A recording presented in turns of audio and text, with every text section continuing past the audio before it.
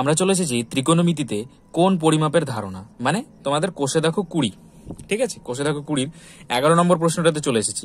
কি বলছে যে ABC একটি সমদ্বিবাহু ত্রিভুজ অঙ্কন করেছি যার সমান বাহুদ্বয়ের অন্তর্ভুত কোণ ABC সমান সমান 45 ডিগ্রি। আচ্ছা, এর আগে একটা জিনিস বুঝে নাও যে ABC একটি সমদ্বিবাহু ত্রিভুজ। আচ্ছা, তাহলে সমদ্বিবাহু ত্রিভুজ বলতে যার দুটো বাহু সমান হয়। তাহলে আমরা এক্ষেত্রে সমদ্বিবাহু ত্রিভুজ যখনই বলে দেবে তখনই এরকম, মানে এই পাশের দুটো বাহু সবসময় যেন সমান আঁকবো আর নিচেরটা আলাদা মানের হবে, ঠিক আছে। তাহলে এই দুটো বাহু সমান, এবার এটার একটা নামকরণ করে দাও, ABC, নামকরণ হয়ে গেল। এবং নামকরণটা আমি এইভাবে করলাম যাতে অঙ্কটা করতে সুবিধা হয়, সেই জন্যই এইখানে এ নিলাম, ঠিক আছে। এটাও তোমাদের অঙ্কটা পড়লে বুঝতে সুবিধা হবে। দেখো তাহলে তোমাদের কি বলেছে, যার সমান বাহুদ্বয়ের অন্তর্ভুত কোণ, সমান বাহুদ্বয় কোনটা কোনটা ধরেছি, এইটা এবং এইটা, এবং তার অন্তর্ভুত কোণ কত বলেছে, কোণ ABC। তাহলে কোণ ABC দেখো দুটো সমান বাহুদ্বয়ের অন্তর্ভুত কোণ, মাঝখানের কোণটা ABC হচ্ছে, সেটা সমান সমান কত বলেছে, 45 ডিগ্রি। খুব ভালো কথা।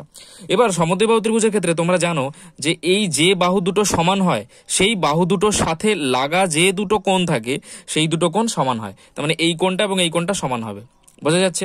তার মানে এবার আমরা এই কোণটা পেয়ে গেলাম 45, তাহলে এই কোণটাই বা কত হবে আর এই কোণটাই বা কত হবে। তোমরা একটা জিনিস জানো যে তিনটে কোণের যোগফল 180 ডিগ্রি, তাই তো। তাহলে আমরা এখানে লিখতে পারি যে আমরা জানি, এখানে অ্যান্সার বলে শুরু করা যাক, যে আমরা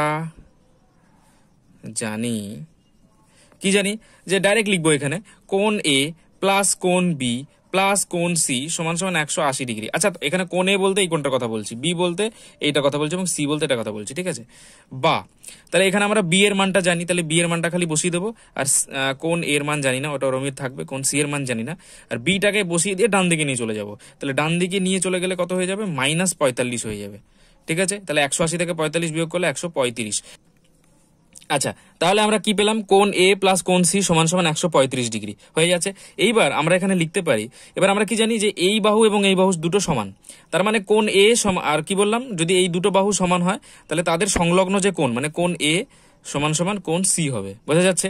তাহলে কোণ A সমান সমান যদি কোণ C হয় তাহলে এই এর জায়গায় C বসিয়ে দেবো, তাহলে কোণ C প্লাস কোণ C সমান সমান 135, বা 2 কোণ C, কারণ একটা কোণ C আর একটা কোণ C দুটো যোগ হয়েছে, তাহলে 2 কোণ C সমান সমান 135 ডিগ্রি।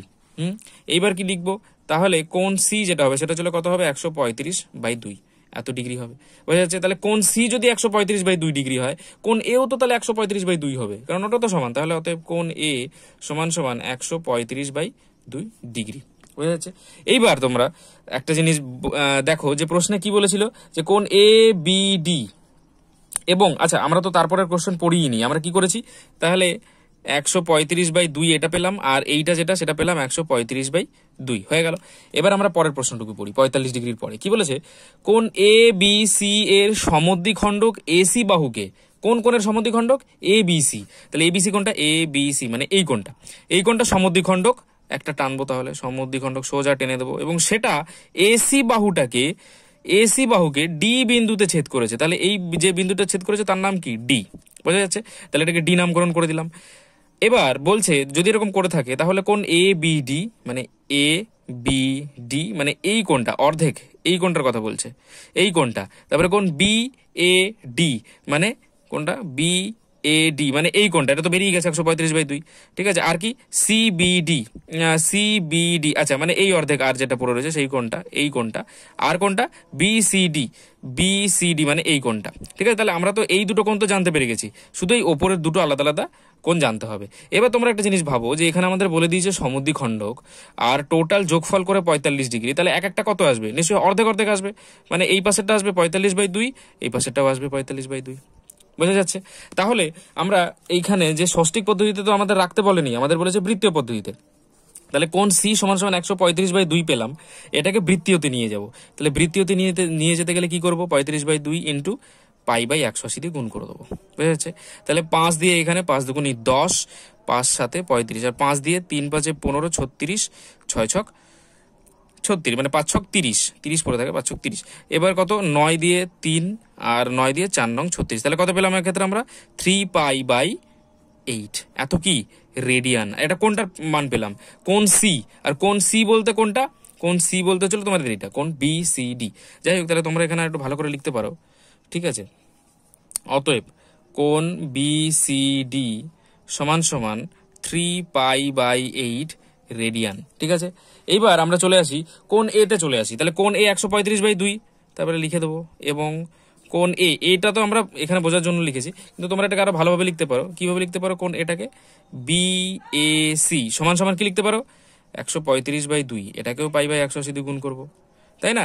যাই হোক, কাটাকুটি করে সেই তো সেমই আসবে, কারণ এটাও তো সেই 135/2। তোমরা ডাইরেক্ট লিখে দিতে পারো কত? 3π/8 রেডিয়ান। ব্যাস, আমাদের দুটো কোণের বৃত্তীয় মান পেয়ে গেল। এবার আরেকটা বের করতে হবে। এবার আমরা একটা কাজ করবো, যে এই দুটোরই তো বৃত্তীয় মান চেয়েছে, একটার বের করবো আর দুটোর সাথে সমান হয়ে যাবে। তাহলে এবং কোণ এ বি ডি সমান সমান কত? 45/2। বললাম তো 45-এর অর্ধেক হবে একটা। তাহলে এবার সেইটাকে খালি 45/2, এটা ডিগ্রিতে আছে, তাহলে এটাকে π/180 দিয়ে গুণ করব, চলে আসবে রেডিয়ানে। তাহলে 45 দিয়ে কত? 45 দিয়ে ডাইরেক্ট 4 বার যাবে, তাহলে কত?